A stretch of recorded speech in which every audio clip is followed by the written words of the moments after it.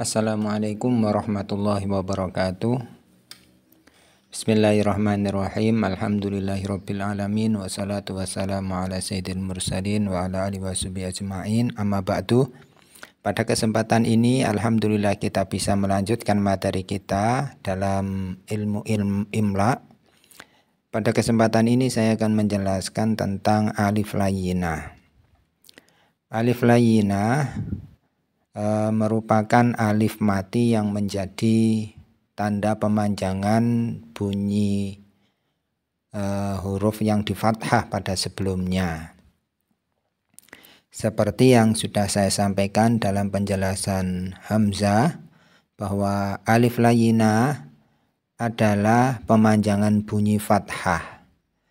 Alif layyinah selalu berharokat sukun, sehingga alif layyinah hanya ada di tengah dan di akhir kata.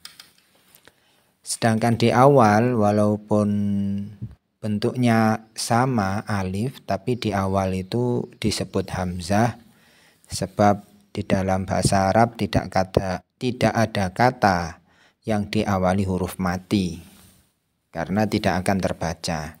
Oleh karena itu, karena alif layyinah selalu berharokat sukun atau mati, maka alif layyinah hanya ada di tengah dan di akhir kata.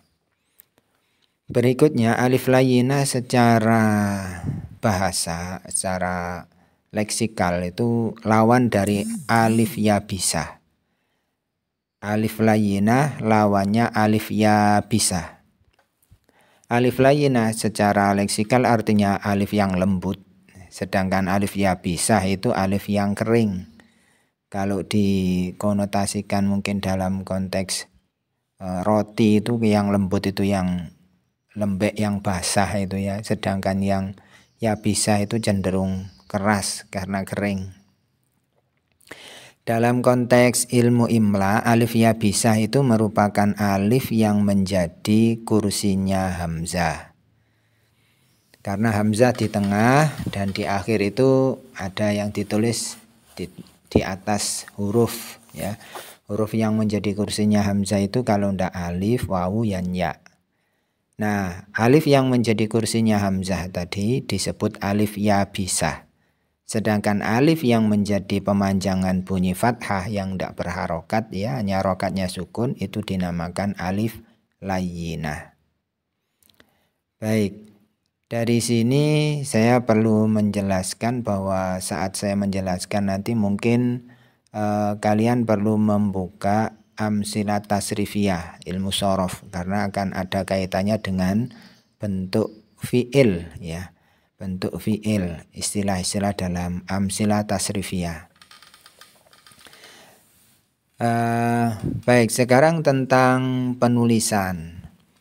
Alif layyinah bentuknya ada dua, ada alif layyinah maksuroh dan alif layyinah mamdudah.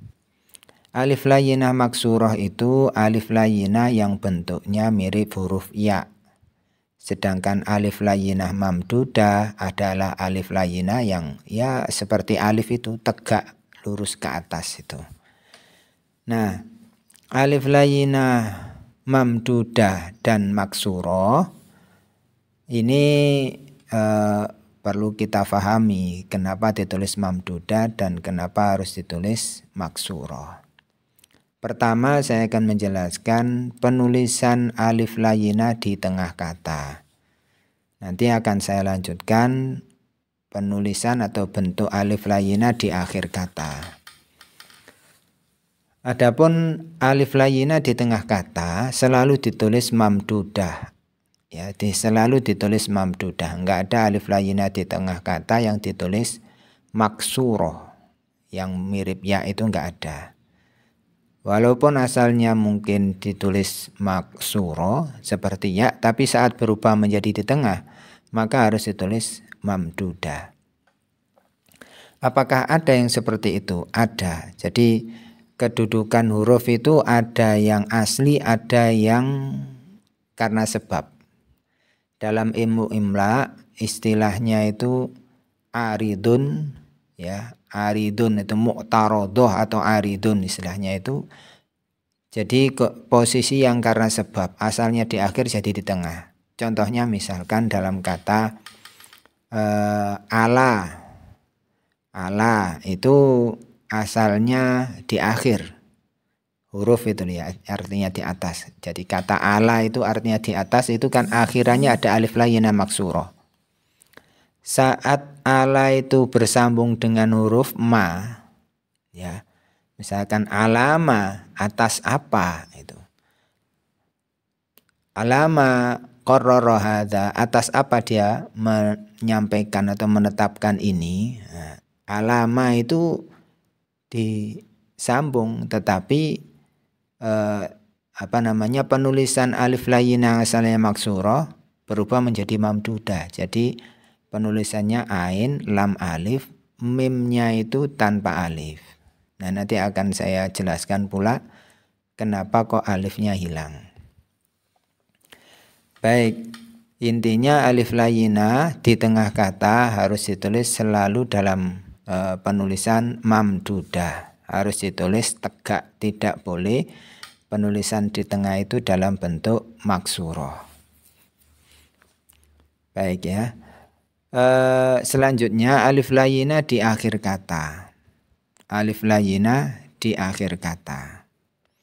Alif layyinah di akhir kata penulisannya ada beberapa pembagian. Yang pertama, alif layyinah di akhir kata dalam pembahasan dalam pembagian ilmu shorof. Di ilmu shorof itu ada fi'il sulasi, ya. Fi'il sulasi. Di dalam fi'il sulasi itu kalau dilihat di jenisnya fi'il sesuai huruf ilah yang ada, itu ada fi'il sahih, ya, ada fi'il misal, ada ajwaf, ada nakis, ada lafif. Jadi ada 5, ya. Sahih, sehat, nggak ada huruf ilahnya.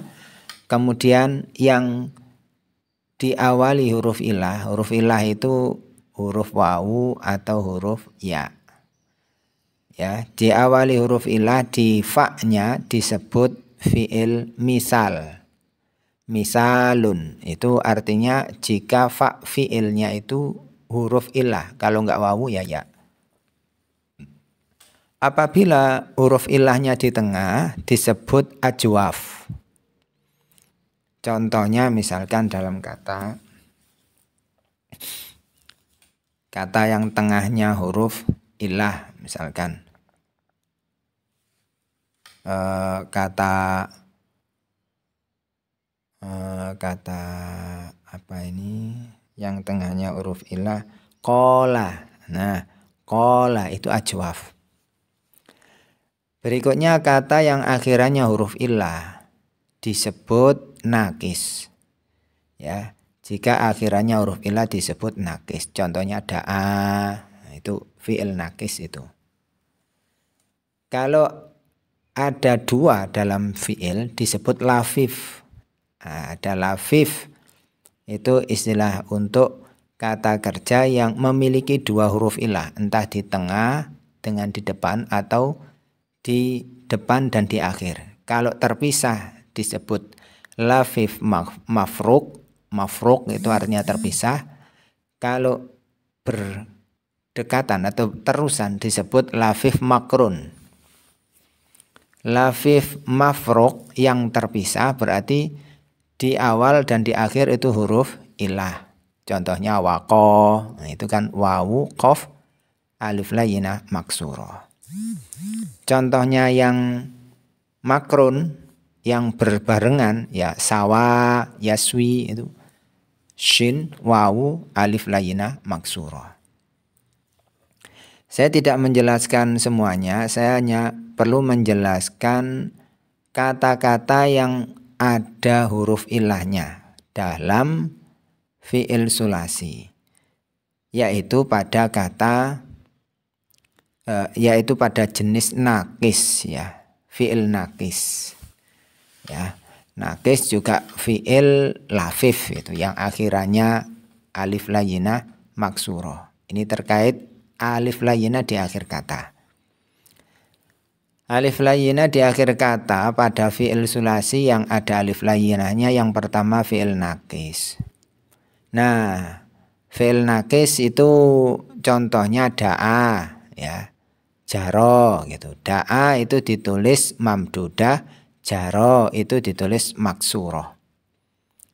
Da'a yad'u memanggil itu mamdudah ke atas pakai alif ya seperti alif itu.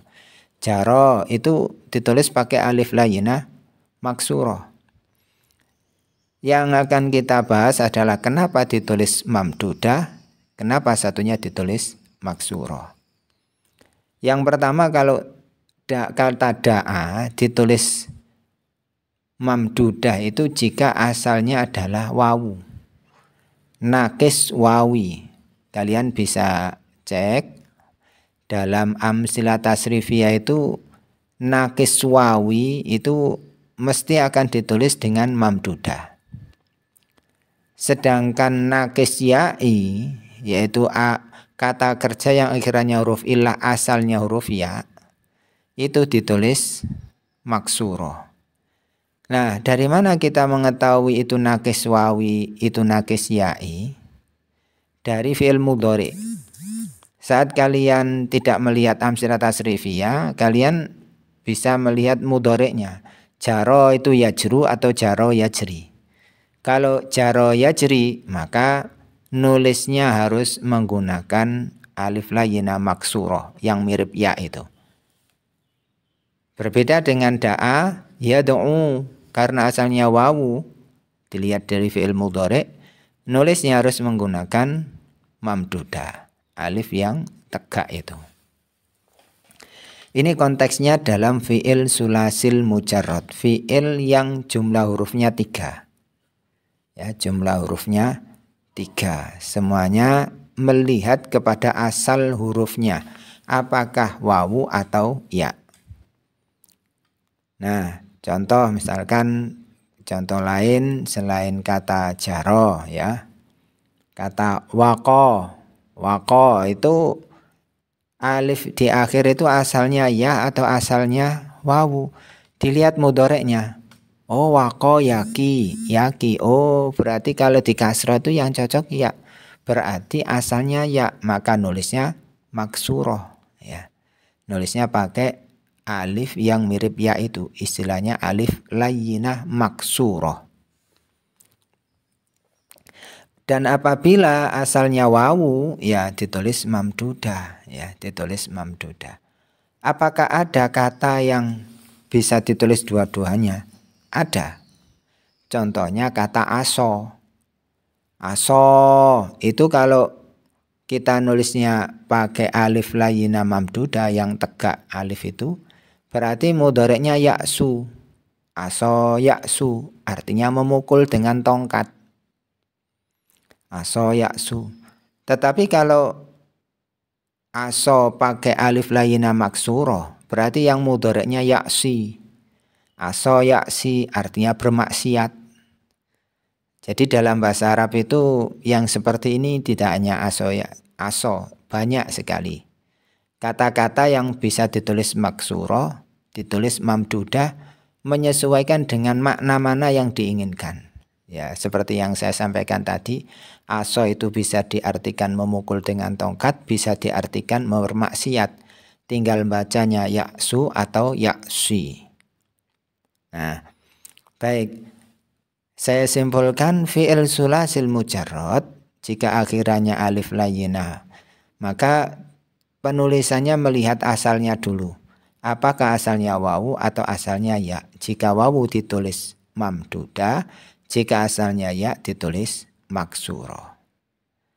Sudah. Yang kedua, penulisan alif layyinah jika hurufnya itu lebih dari 3 huruf, 4 huruf, 5 huruf, 6 huruf, susunan hurufnya itu. Misalkan kata ajro yujri gitu ya, kemasukan huruf alif, hamzah ya di awal, atau istofa yastofi itu kan wazannya istaf'ala yastaf'ilu. Nah, Apabila jumlah hurufnya lebih dari 3, maka tidak perlu melihat asalnya wawu atau asalnya ya. Karena semuanya harus ditulis maksuroh. Harus ditulis menggunakan alif layyinah maksuroh yang mirip huruf ya.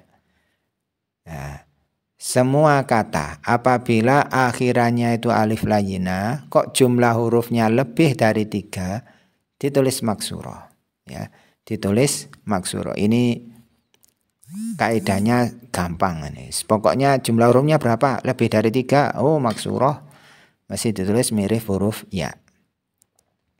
Baik isim maupun fiil, baik kata kerja maupun kata benda. Kecuali, nah, kecuali jika sebelum huruf ya, jika sebelum huruf alif layyinah yang di akhir itu adalah huruf ya, maka ditulis mamdudah. Contohnya istahya. Istahya itu kan alif layyinah di akhir, tetapi sebelumnya itu hurufnya ya, maka alif layyinah ditulis mamdudah. Selain itu, jika akhirannya alif layyinah harus ditulis maksuroh. Contohnya Mustafa, Mustashfa, Hud, Ihtada, itu istalqo, misalkan iltaqo, dan seterusnya. Pokok jumlah hurufnya lebih dari 3, maksuroh wis, nggak usah dipikir, pokok dihitung aja hurufnya itu.